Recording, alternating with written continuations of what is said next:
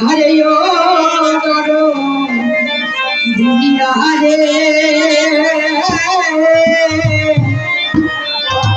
ओई आमी कोन देशे जाबो ना दुनिया रे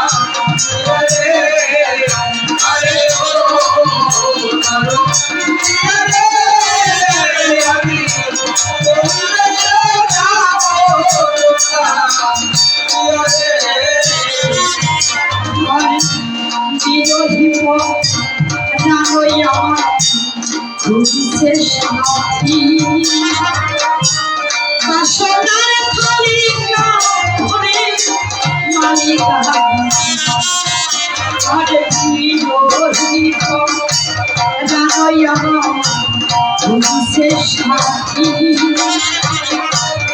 আসনার ধারে কামড়ে মালিক ওটা বল বিজয় আছে আসন পাতি বিজয় আছে আসন পাতি আসন বিলাস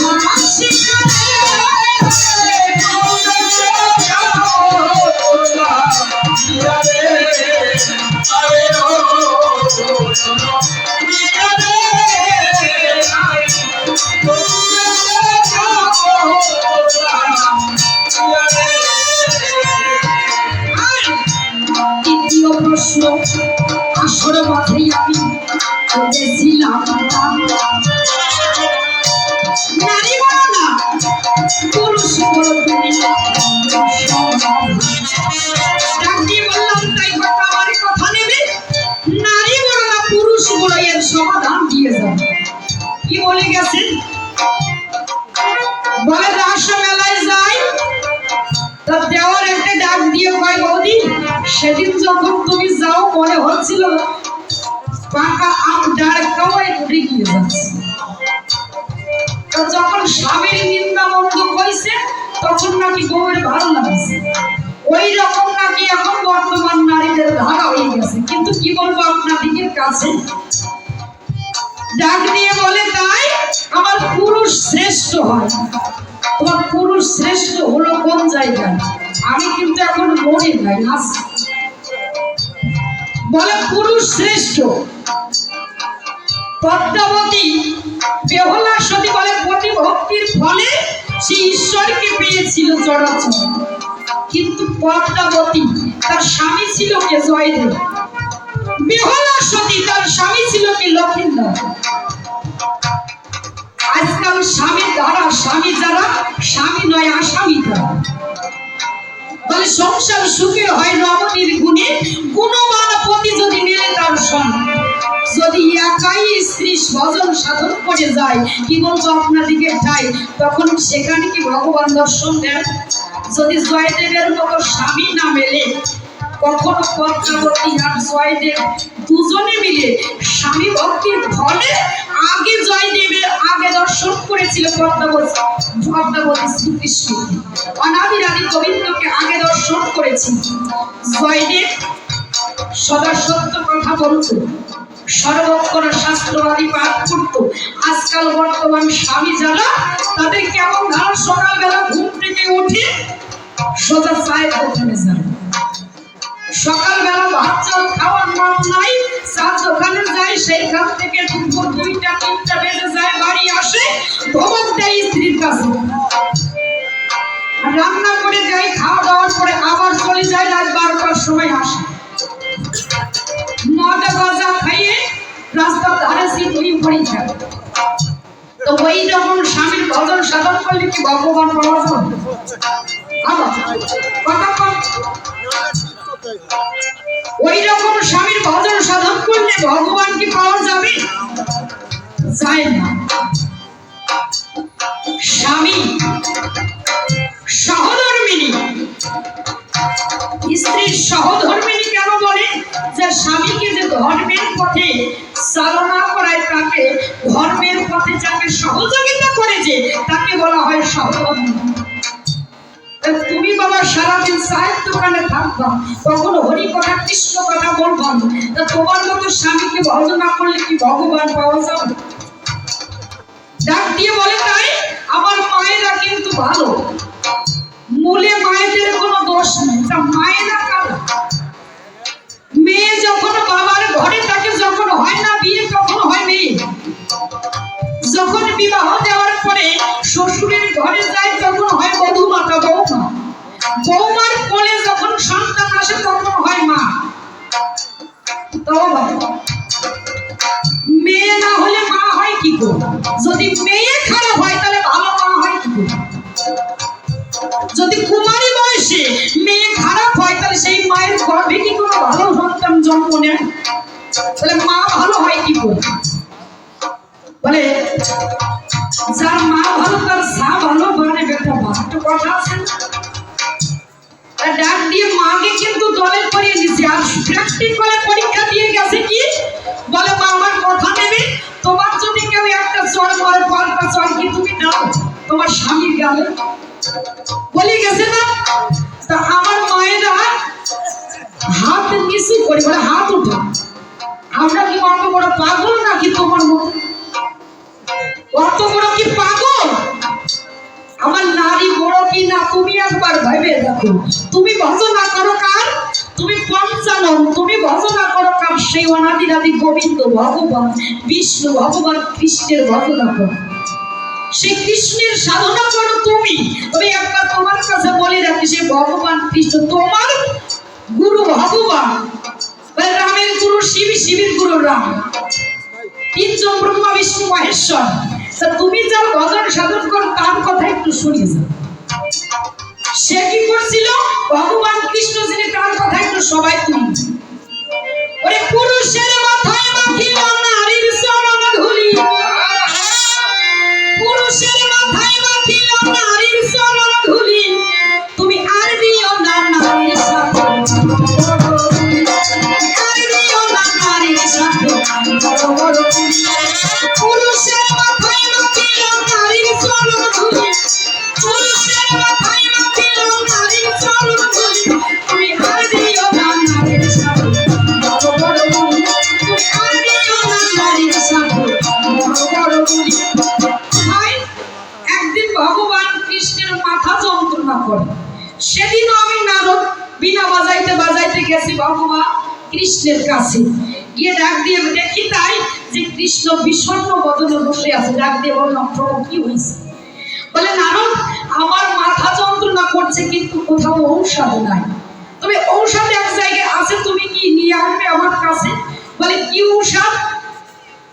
আমি বললাম, প্রভু কি ঔষধের প্রয়োজন? বলছে, জানো আমার মাথা যন্ত্রণা করছে, তবে যদি কোনো ভক্ত তার পদরজ চরণ ধুলায় আমার মাথায় নেয়, তবে ওই চরণ ধুলা দিলে আমার মাথা যন্ত্রণা ঠিক হয়ে যাবে। যখন এই কথা বলে, আমি নারদের চিন্তা করে দেখলাম, ভেবে বিশ্ব চরে সবাই তো ভগবানের ভক্ত হয়, তবে আমি নারদ কি করলাম, একটা নামাবলী স্কন্ধে নিয়ে বিনা যন্ত্র হাতে নিয়ে নাম করতে করতে আমি সমস্ত ভক্তের দ্বারে দ্বারে যাই। যখন ভক্তের দ্বারে দ্বারে যাই, কি বলবো আপনাদিকে ঠাই, সকল ভক্তের কাছে গিয়ে ডাক দিয়ে বলি, তাই তোমরা যাকে ভজন পূজন করো, যাকে হৃদয় মাঝে দিয়েছো ঠাই, সেই অনাদির আদি গোবিন্দের মাথা যন্ত্রণা হয়, তোমরা তোমাদের কাছে একটু পদ ধুলা চাই। কেন? যে এই পদ ধুলা চরণ ধুলা দিলে ভগবানের মাথা যন্ত্রণা সেরে যাবে। সমস্ত ভক্ত করে ডাক দিয়ে বলে, নারদ তোমায় করি মালা, আমাদের চরণ তোলা ভগবানের চরণ দেব না। বলে, কেন? যাকে তোমরা এত ভালোবাসো, যার ভাজনা করো, সে মাথা যন্ত্রণায় ভোগ করে, তবে তার দেবে না কেন? তোমাদের চরণ তোলা নিয়ে যদি ভগবানের মাথা যন্ত্রণা ভালো হয়ে যায়, তবে দেবে না কেন? বলছে, নারদ যাকে হৃদয়ে দিয়েছি ঠাই, তার মাথায় কি চরণ তোলা দেওয়া যায়? আর আমাদের চরণ তোলা যদি ভগবানের মাথায় দেই, তাহলে শত জন্ম পাপী হয়ে আমাদের নরক বাস হবে। যখন এই কথা বলি, আমি নারদ ফিরে যাই, অন্য ভক্তদের দাঁড়িয়ে দাঁড়িয়ে যার কাছে যাই, সবাই এক কথা বলে। হঠাৎ করে মনে পড়ে গেল যে বৃন্দাবনে ভগবান কৃষ্ণ বৃন্দাবনে যে লীলা করে গেছে, বৃন্দাবনে শ্রীমতী রাধারানীকে ভালোবাসে, তার কত অষ্ট সখী বৃন্দাবনবাসী তো সবাই তাকে ভালোবাসে। একবার যাই আমি বৃন্দাবনের সখীগণের কাছে। আমি নারদ বৃন্দাবনে ছুটে গেলাম, গিয়ে সকল সখীগণে ব্রজের দ্বারে দ্বারে গিয়ে ভিক্ষা করছি যে তোমরা আমার কথা নাও, ভগবান কৃষ্ণের মাথা যন্ত্রণা করছে, একবার একটু চরণ ধুলা দেব। সবাই করে মানা, ও নারদ আমাদের চরণ ধুলা বন্ধুর মাথায় দেও, দিতে পারবে না, কথা নাও, তুমি ফিরে যাও। যখন আমি ওই কথা শুনে যখন ফিরে আসি, হঠাৎ করে আমার মনে পড়ে গেছে যে আমি ফিরে যাই, কিন্তু এখনো তো বাকি আছে আমার বিনোদিনী রায়, এখনো তো আমি রায়ের কুঞ্জে যাই নাই। শ্রীমতী রাধারানী ভগবান যেমন রাধাকে ভালোবাসে, রাধাও তেমনি ভাবে কৃষ্ণকে ভালোবাসে। তুমি মনে আছে ভাবো, আমি এবার রাধার কুঞ্জে যাব। আমি ধীরে ধীরে রাধারানীর কুঞ্জে যখন গেলাম, ডাক দিয়ে বললাম, রাধা আমার কথা নেবি, তোমার প্রাণনাথ, তুমি যাকে ভালোবাসো সেই কৃষ্ণর মাথা যন্ত্রণা হচ্ছে, কথা নেবে, তোমার চরণ ধুলা কি একটু দেবে? শ্রীমতী রাধারানী যে জন ছিল সব আমাকে খুলে বলা ভালো। প্রথম কথায় ডাক দিয়ে বললো, নারদ শীঘ্র করে তুমি নামাবলী বিছাইয়ে দাও, এক্ষুনি আমার চরণ ধুলা নিয়ে তুমি বন্ধুর কাছে যাও। আমি নারদ যখন আমার নামাবলী বিছাইয়ে দিলাম, নামাবলীর পরে শ্রীমতী রাধারানী তার চরণ ধুলা ঝেড়ে ঝেড়ে দিচ্ছে। তখন আমি মন থেকে প্রশ্ন করলাম শ্রীমতী রাধারানীর কাছে, যে রাধা, তুমি তো তোমার চরণ ধুলি তোমায় ওই নামাবলীর উপরে দিচ্ছ, আর এই চরণ ধুলা নিয়ে যাবে কোথায়? আমার গোবিন্দের মাথায়। এই বিশ্ব চরাচরের ত্রিনেশের জন্য ভক্ত আছে, যারাই আমি তোমার কাছে, কেউ কিন্তু এই পদরাজনীতির শিকার হয় না। কেন জানো? যে এই চরণ ধুলা যদি বন্ধুর মাথায় যায়, তবে শত জন্মের পাপী হয়ে নরক বাস করতে হবে। তার শ্রীমতী রাধারানী সেদিন রাগ দিয়ে বলেছিলেন যে, নারদ, যদি বন্ধুর জন্য আমার শত বছরে কেন, যদি হাজার হাজার বছরে আমার নরক বাস করতে হয়, ও নারদ, আমি নরক বাস করতে রাজি আছি, কিন্তু শীঘ্র করে আমার বন্ধুর মাথায় এই চরণ তুলা দিয়ে যেন আমার বন্ধু সুস্থ হয়ে যায়। সেদিন আমি নারদ সেই নামাবলীতে করে চরণ তুলা নিয়ে যখন অনাদিরাদি গোবিন্দের মস্তকে লাগাই দিলাম, সেদিন সঙ্গে সঙ্গে সেখানে আমার শ্রী গোবিন্দের মাথা ব্যথা ভালো হয়ে যায়। ও মামা, আমার কথা নাও, তোমার যে আরাধ্য দেবী, সে কিন্তু নারীর চরণ তোলা নিজের মাথায় পেয়েছি। তোমার ভগবান, তুমি যা ভজন সাধন করো, সেই কিন্তু নারীর চরণ ধুলা মেখে তার মাথা যন্ত্রণা ভালো হয়ে গেছে। কথা নেবে, আমার নারীর চরণ ধুলা দেখে মাল্টিভিটামিনের মতো কাজ করে দিয়েছে। সঙ্গে সঙ্গে বলে, আমার নারী বড় না পুরুষ বড়। নারীর যত দোষের কথা সবাই দিয়ে গেছে বক্তৃতা, বিজ্ঞ শ্রোতা বসে শ্রবণ করলেন। তাই বলি, নারী কিসে হয় মন্দ? নারীর সঙ্গে ভারী দ্বন্দ্ব বললে শুধু অপার্থ বসন।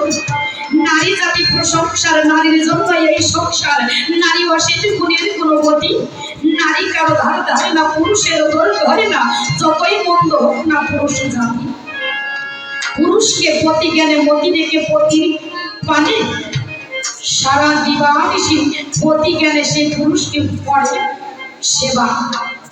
এই নারী যদি না থাকতো, তুমি আমার কাছে বলো তো, এই পুরুষের মান বাড়াতো হবে কেন? যদি আলো না থাকতো, অন্ধকার যদি না থাকতো, আলোর কিন্তু কোনো মূল্য থাকতো না। নারী যদি না থাকতো, পুরুষের কোনো মূল্য থাকতো না।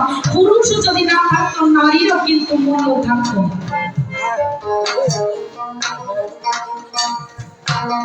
বলবো নাকি বাবা? একটু চাপ দিয়ে যাবো, হালকা চাপ দিয়ে যাই। আবার বেশি চাপ দিলে বয়স হয়ে গেছে তো, চাপে সহ্য করতে পারবে কিনা, তাও তো একটা বিপদ সেপদ আছে নাকি?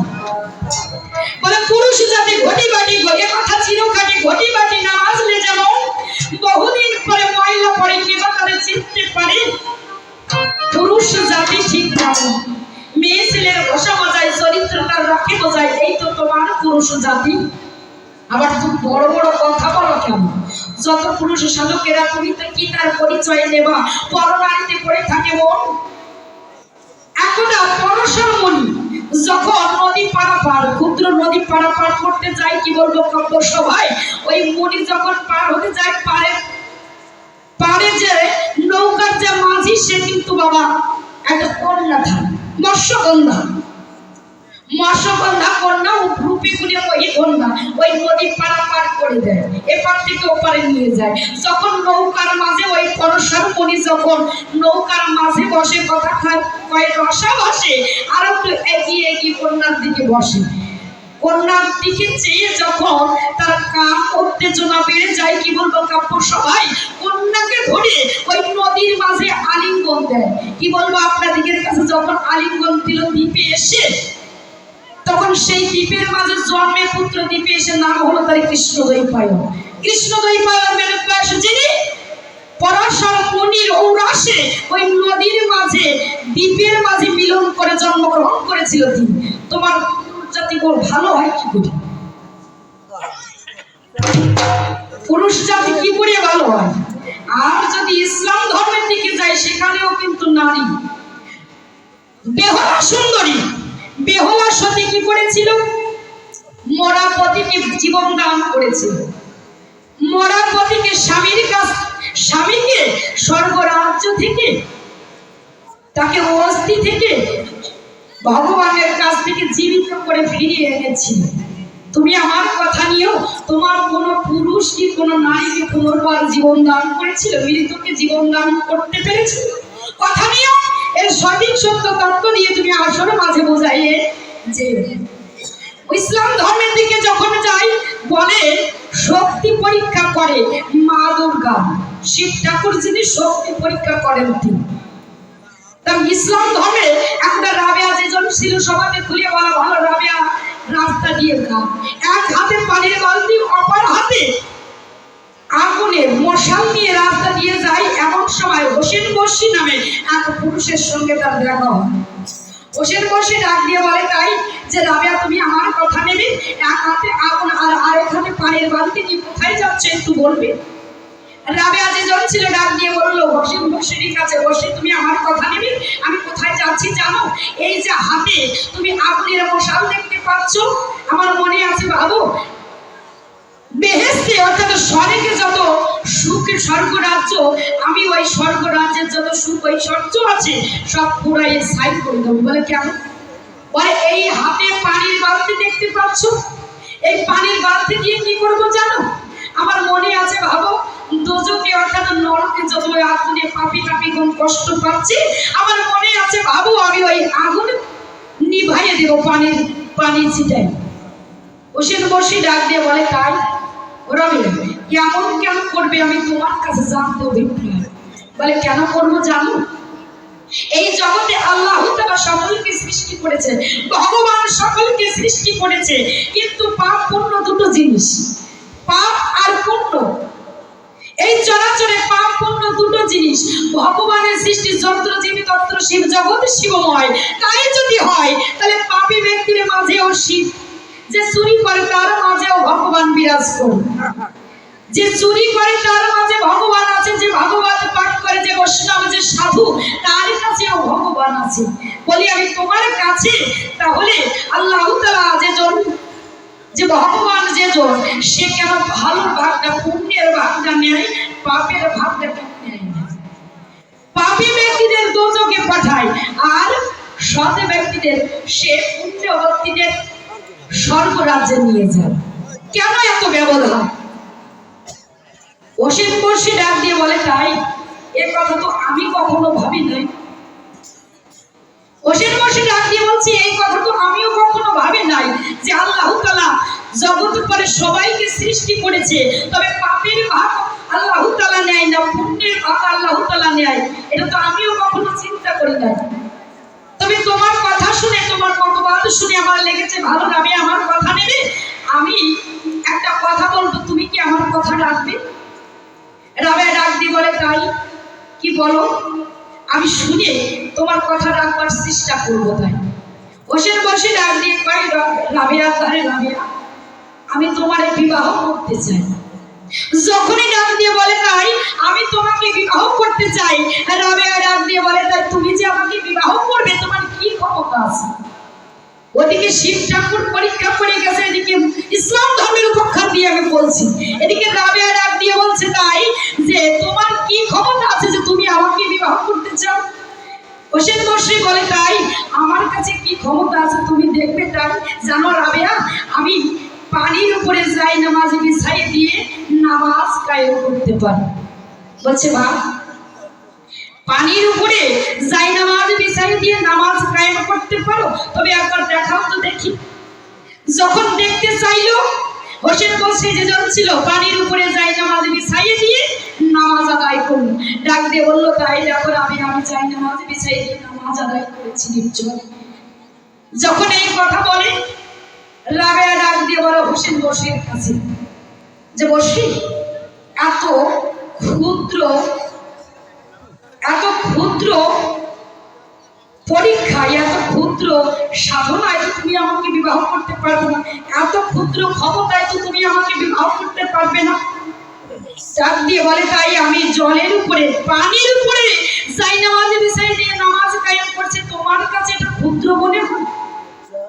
এই জগতের বুকে কি কেউ সাধারণ ব্যক্তি কেউ জলের উপরে যাই নামাজ বিছাই দিয়ে নামাজ আদায় করতে পারে? খাঁটি ভক্ত যারা তারা পারে। তারা, আমাদের ওপারে একজন ছিল নারায়ণ গোসাই, সে সূর্যের দিকে ঘন্টার পর ঘন্টা তাকিয়ে থাকতে পারত। সাধু পুরুষ, আধ্যাত্মিক পুরুষ যেজন, সেই জন পারে চরাচরে, সেই ছাড়া বলতো কেউ পারে না। ডাক দিয়ে বলে, তাই এই অল্প ক্ষমতায় আমি তোমার বিবাহ করতে পারবো না। যখন এই কথা বলে, হোসেন বসরি ডাক দিয়ে বলে, রাবেয়া, আরে রাবেয়া, তুমি তো আমারই বিবাহ করবে না, আমারটুকু তোমার কাছে ছোট মনে হয়, তবে তুমি কোন ক্ষমতায় এত বড় কথা বললে আমার ঠাই, যে এত ক্ষুদ্র আমারটা তোমার কাছে মনে হয়? তখন রাবেয়া বসরি ডাক দিয়ে বলে, তাই হোসেন বসরি, তাই হোসেন বসরি, আমার কথা নেবে, আমার শক্তিটা তুমি একবার দেখবে। বলে, কি? বলে, আমার শক্তি দেখতে চাইলে তাহলে দেখো আমি কেমন, আমি কি শক্তি, আমার কি শক্তি আছে জানো? আমি শূন্যের উপরে যাই নামাজ বিছাই দিয়ে নামাজ আদায় করতে পারি। বলে, তুমি তো জলের উপরে, আর আমি শূন্যের উপরে নামাজ কায়েম করতে পারি, আমি শূন্যে বেশি থাকতে পারি। বলে, শূন্যে বেশি থাকতে পারো, তাহলে আমার দেখাও। যখন হোসেন বসরি দেখতে চাইলো, রাবেয়া যেজন ছিল শূন্যের উপরে যাই নামাজ বিছাই দিয়ে নামাজ আদায় করেছিল, সেদিন ওই সাধনের ক্ষেত্রে গেলে যেখানে যাই, ইসলাম ধর্মে হোক আর হিন্দু ধর্মে হোক, বৌদ্ধ ধর্মে হোক, খ্রিস্টান ধর্মে হোক, সাধন মার্গে যেখানে যাই, সেখানে নারীরা আসন হচ্ছে, সেখানে পুরুষের কোনো ভূমিকাই নাই। বলে, আমার পুরুষ বাবা, এই জগৎ সংসারে একটা নারী যদি পারে পুরুষকে স্বর্ণ শিখরে নিয়ে যেতে, আবার একটা নারী যদি ইচ্ছা করে জান্ত অবস্থায় সেই পুরুষকে 10 হাত মাটির তলায় দিতে পারে। অনাদিজ্ঞান সরকার যেজন ছিল, তার গানের ভাষায় বলে গিয়েছিল যে, রূপসা নদীর দক্ষিণ ধারে ফুল তোলার যে বাপ, খিয়া ঘাটে কুয়া কাটা, মাঝখানে তার ফাঁক, তার মাঝে আছে মধুর চাক, মধুগুঞ্জনে করে, রসিক হয়ে গেলে মধু পায়, আর অরসিক গেলে পোকার কামড় খেয়ে পড়ে। নারীকে যে যেমন ভাবে চায়, নারী তাকে তেমন ভাবে পায়। একটা গান গাবো বাবা এখনকার, এই নারীকে নিয়ে, নারীকে যে যেমন ভাবে চায়, নারী তাকে তেমন ভাবে পায়। এই এখনকার একটা শিল্পী গানটা গেয়ে গেছে, আমার কিন্তু বাবা ভালো লেগেছে, অনেকে কেমন লাগবে সেটা জানি না, কিন্তু গানটা বুঝলে যদি কেউ সাধন মার্গে নিয়ে যায়, তবে সেটা সাধনের গানে পৌঁছাবে। আর যদি কেউ ডান্স গান বা ডান্সের দিকে নিয়ে যায়, যার মন যেমন সে বুঝতে পারে। কি বলছে? বাঙালি মেয়ে আমি বাঙালি, রঙিলা ফুল আমি সে পালি, এ ফুলে কাটা আছে, এ ফুলে মধু আছে, এ ফুলে কাটা আছে, এ ফুলে মধু আছে, না না না ছুঁয়ো না গো ছুঁয়ো না রে, না না না ছুঁয়ো না গো ছুঁয়ো না রে। বাঙালি মেয়ে আমি বাঙালি, রঙিলা ফুল আমি সে পালি, এ ফুলে মধু আছে, এ ফুলে কাটা আছে, এ ফুলে মধু আছে, এ ফুলে কাটা আছে, না না না ছুঁয়ো না গো ছুঁয়ো না রে, না না না ছুঁয়ো না গো ছুঁয়ো না রে, না না না ছুঁয়ো না গো ছুঁয়ো না রে, না না না ছুঁয়ো না গো ছুঁয়ো না রে।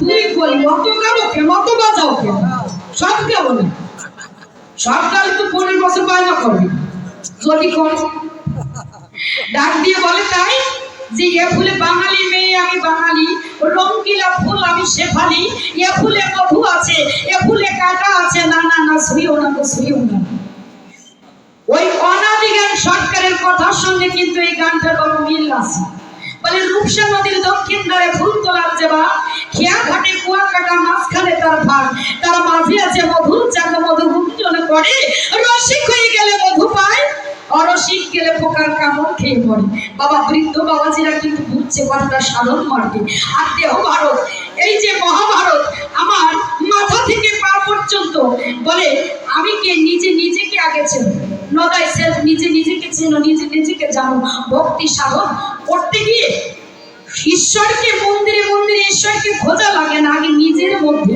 এই দেহ ভাণ্ডে যা আছে তা আছে বিশ্ব ব্রহ্মাণ্ডে পিতার চার মায়ের চার আর গুরু প্রদত্ত দোষ এই নিয়ে আস্বাদন করে জীবে এই ভবের হাটের রস মাথা থেকে পা পর্যন্ত 18 বোকাম এই 18 নিজেকে নিজে যে চিনতে পারে সেই কিন্তু ভগবানকে পায় সরাসরি তার দ্বারে দ্বারে নিজের 10 ইন্দ্রিয় শ্রেষ্ঠ ইন্দ্রিয় হচ্ছে মন মনেন্দ্রিয় যে বশীভূত করতে পারে বশ করতে পারে সে পাখির মতো এক স্থান থেকে অন্য স্থানে চলে যেতে পারে পাখির মতো উঠতে পারে মনেন্দ্রিয় যদি ঠিক না থাকে কি বলবো আপনাদের কাছে সে নদীর গলায় পড়ে তার ডুবে মরতে হয় বলে চূড়ামণি ব্রহ্ম সাপি স্থিতি পাঠ মধ্যে মহাবিষ্ণু করেন বসতি চক্ষু মধ্যে কালাচাঁদ করিতেছে ধ্যান নাসিকায় নিত্যানন্দ মধু করে প্রাণ জিহ্বায় নারদমণি বাজায় মন্দ কলন্দল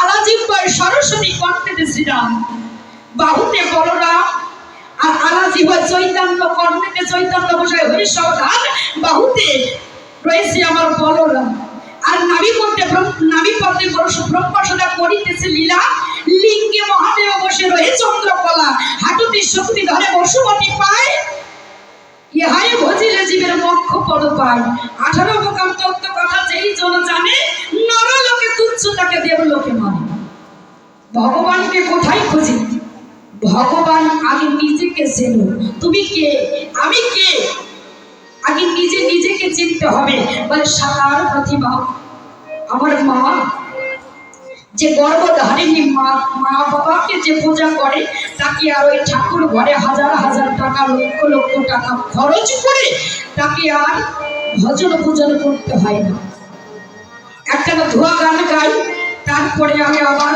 2খানা প্রশ্ন দিয়ে আমার মতো আসর শেষ হয়